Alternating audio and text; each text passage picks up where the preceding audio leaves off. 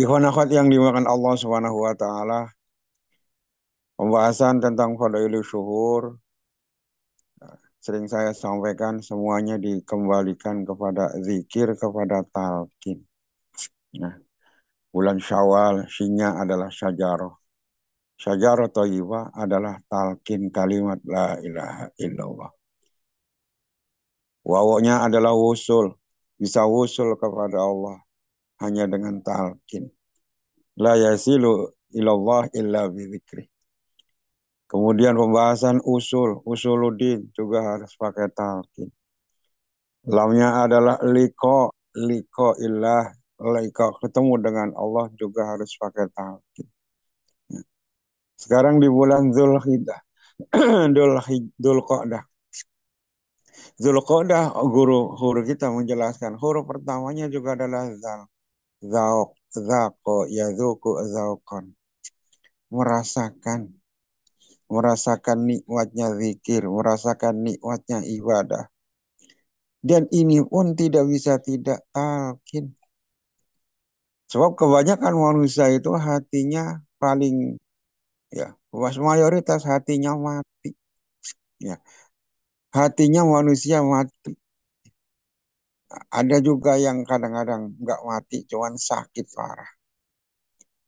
Nah, orang yang ruhaninya atau hatinya mati atau sakit tidak akan bisa merasakan nikmatnya ibadah. Syaratnya bisa merasakan ibadah, nikmatnya ibadah, zikir dan lain sebagainya adalah kalau hatinya hidup dan sehat.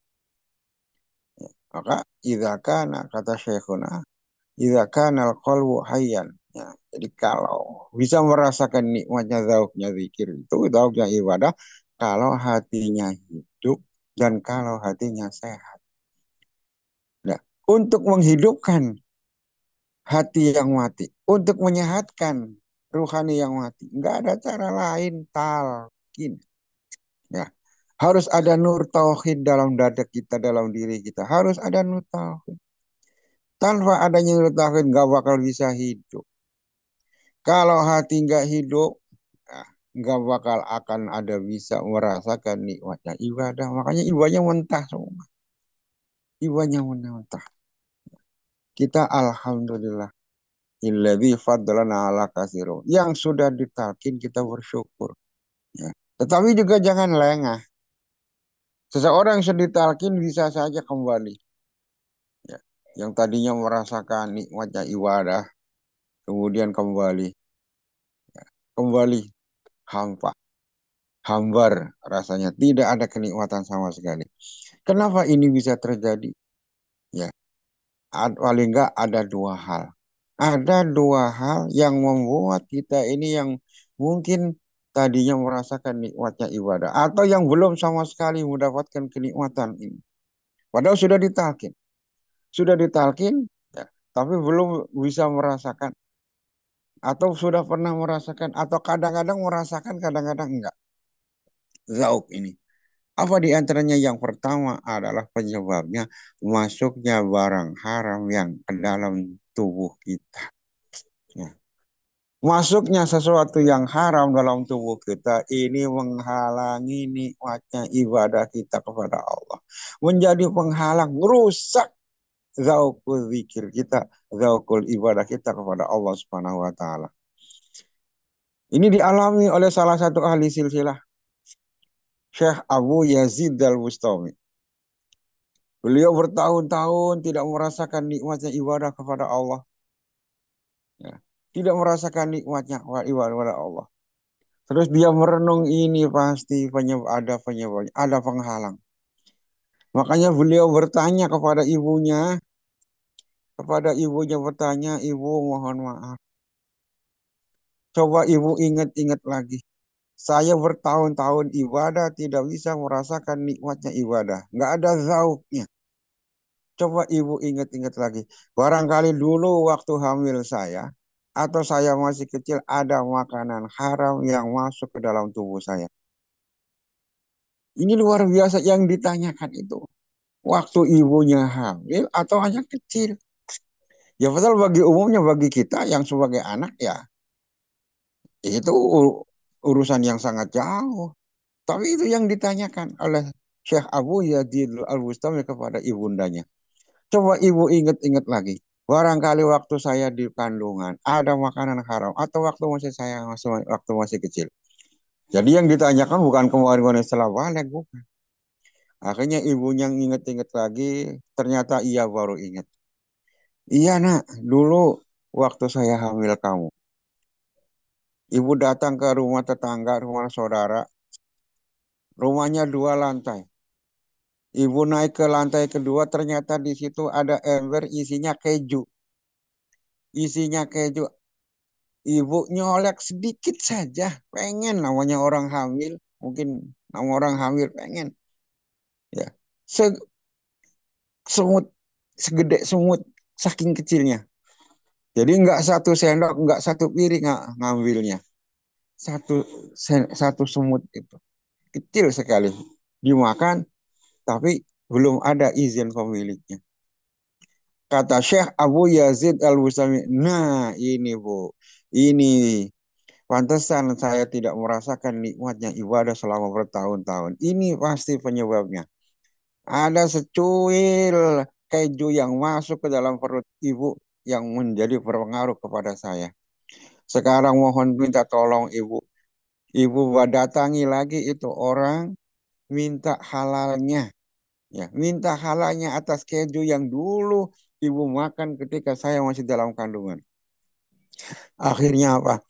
Akhirnya ibunya datang ke orang yang punya keju dulu beberapa tahun yang lalu. Sewaktu Syekh Abu Yazid Al-Bustami dalam kandungan.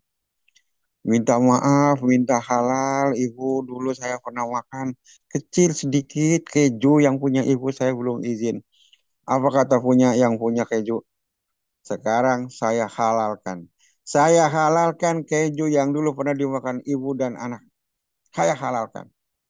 Akhirnya ibunya tadi pulang menyampaikan kepada Syekh Abu Yazid Al-Bustami bahwa keju itu sudah dihalalkan.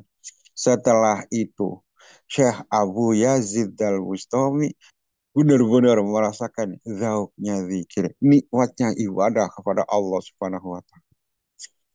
Nah, jadi ternyata sekecil apapun haram yang masuk ke dalam tubuh kita akan berpengaruh kepada zauknya zikir, menghalangi. Apalagi yang dimakan ini, ya berpiring puluh-puluh piring. Yang dimakan ini banyak, yang sedikit secuil aja bisa menghalangi. Ya, inilah kita hati-hati. Kita sudah menjadi ikhwan. Kita sudah ditalkin, kita sudah zikir. Kalau kita masih belum bisa merasakan nikmatnya zikir, nih jangan-jangan ada sesuatu yang haram yang masuk ke dalam tubuh kita. Ingat-ingat. Nah, ya mungkin secara ini, aduh, ingat ya. Kita udah nggak ingat, udah kebanyakan.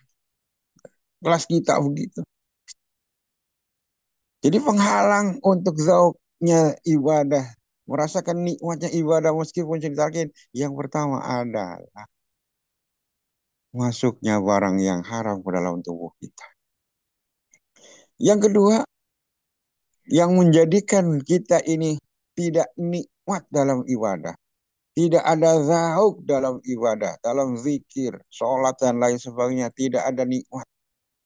Padahal kita tahu Rasulullah SAW sebagai nabi kita. Kalau melaksanakan sholat, udah lupa segalanya. Bahkan beliau saking nikmatnya sholat menghadap Allah Subhanahu wa taala, nggak terasa sampai kakinya bengkak. Sampai kakinya bengkak nggak terasa. Saking nikmatnya. Ya. Sedangkan kita jauh dari semua itu. Tapi oke lah, paling nggak kita berikhtiar. Salah satu yang menjadi penyada adalah dosa kita. Di dalam kitab Tanwirul Qulub, Syekh Amin Kurdi menjelaskan, wa'lam anna dorora dzunub fil qalbi ka dorori summi fil jasadi.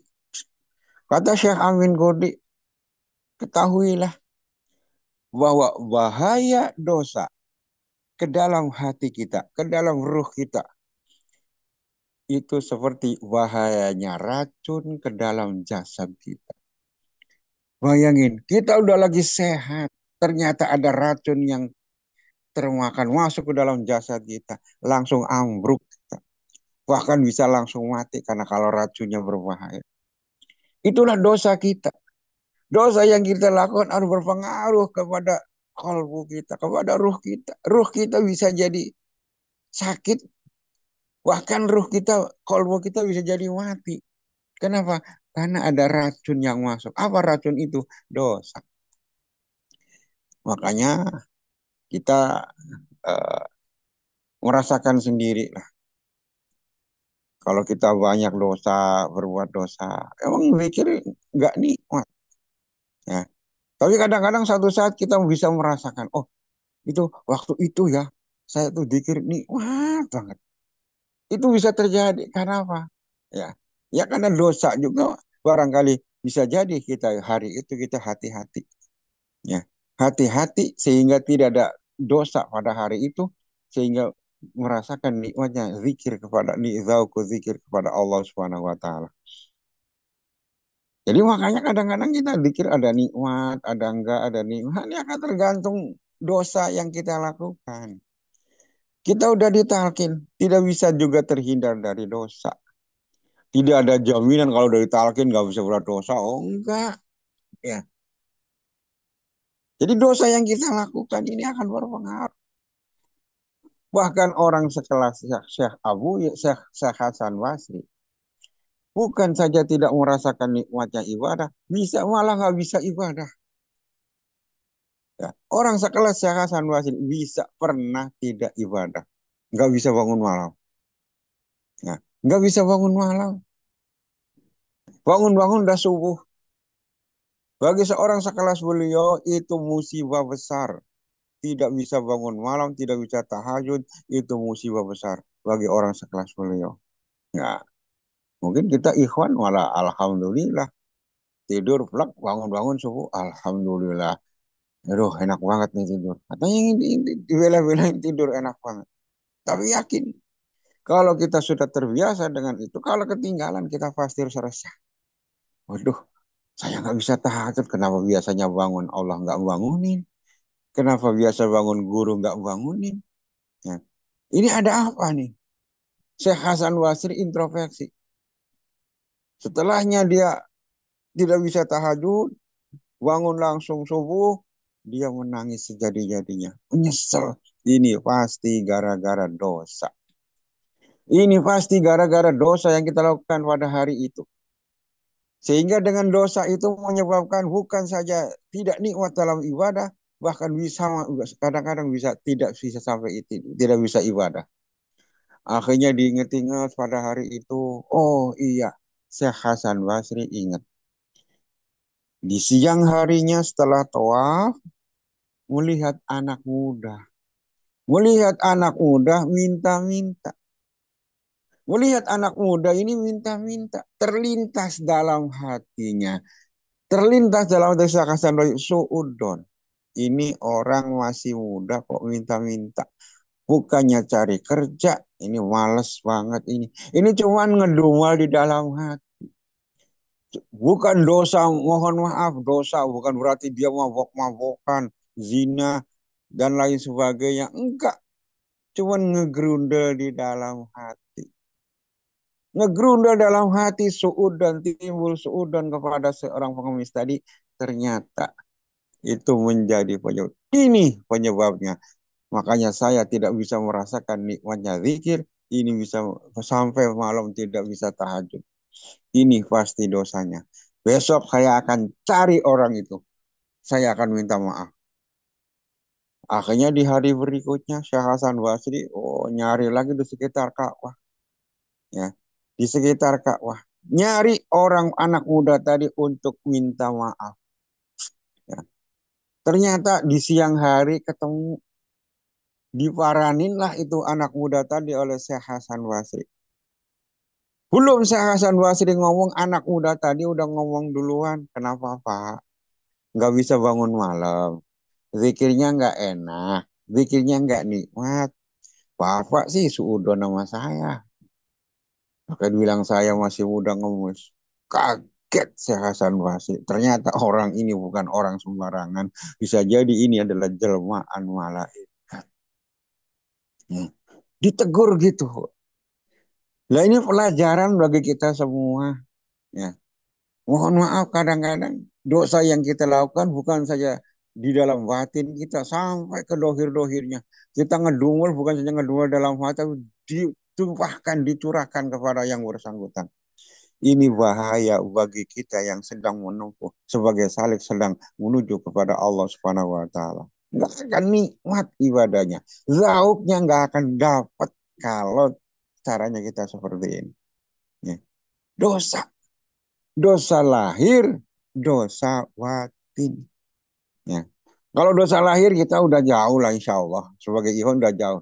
Dosa batin ini, penyakit hati ini kadang-kadang masih seudon, kadang-kadang masih ada rasa sombong, kadang-kadang masih ada rasa sum'ah, pengen dipuji, pengen didengar, pengen diperhatikan. Ya, ini penyakit-penyakit dalam inilah yang menjadi penghalang nikmatnya kita kepada Allah. Kenapa? Belum ilahi anta maksudi. Masih ada yang lain dalam hati kita. Masih ada penyakit dalam hati kita. Selagi masih ada penyakit dalam diri kita, jangan harap nikmat kita dalam beribadah kepada Allah. Ya. Tubuh kita juga begitu.